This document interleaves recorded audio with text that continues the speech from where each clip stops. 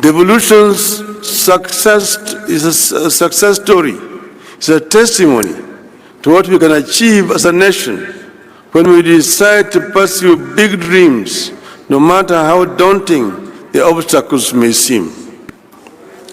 As a country, we must congratulate ourselves for having endorsed devolution 13 years ago. And we must always remember it was not an easy victory. When we first unveiled devolution as a campaign platform in 2007 election, the proponents, including yours truly, were vilified and accused of planning to break Kenya up. We stood our ground and pushed devolution into every political conversation in Kenya, and we won. I am aware that even today, as you try to imagine and dream how best devolution can deliver more for our people, as you try to test and stretch the limits of devolution, you face skepticism and fears that you may be wrong and that it might destroy your political careers. My advice is that you dream on and soldier on. And I know that anybody who decides to go and run as a governor is himself already a convinced that devolution can work.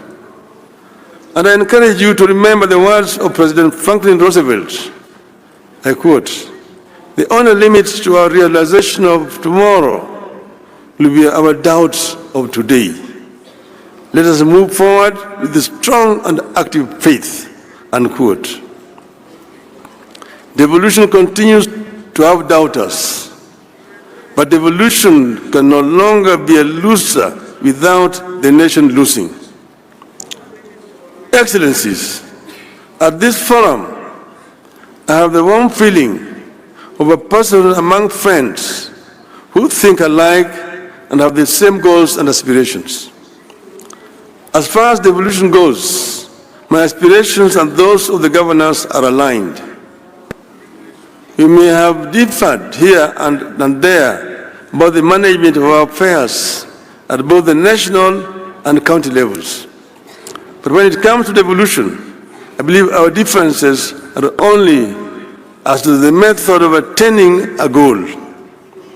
There has never been, and there shall never be, an argument between us about the goal.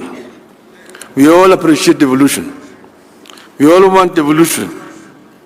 In some counties, devolution was achieved in 10 years, what the national government was never able to achieve in 50 years. You know the challenges facing devolution. For instance, funding remains inadequate and its flow uneven and unpredictable. The controller of budget and central bank need to relook at the law. The County Allocation of Revenue Act, CARA, contains a disbursement schedule. And I was sitting next to the former governor, who is now the Minister for Finance, and I told him exactly the same thing. Therefore, the administrative step of Treasury writing a letter to CBK to release funds should not arise. CBK should implement CARA full stop. Bureaucracy at the Office of the Controller of Budget continues to hold back devolution. There's a worrying clash of vision and responsibility between county chief executives and the members of county assemblies.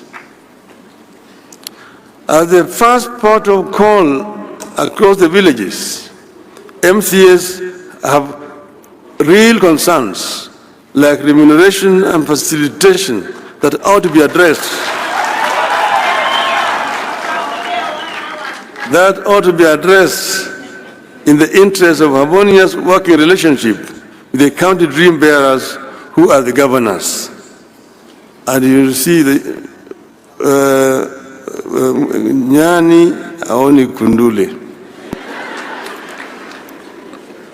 Across the 47 counties, the wage bill has become uncontrollable and continues to eat into what should go into the development.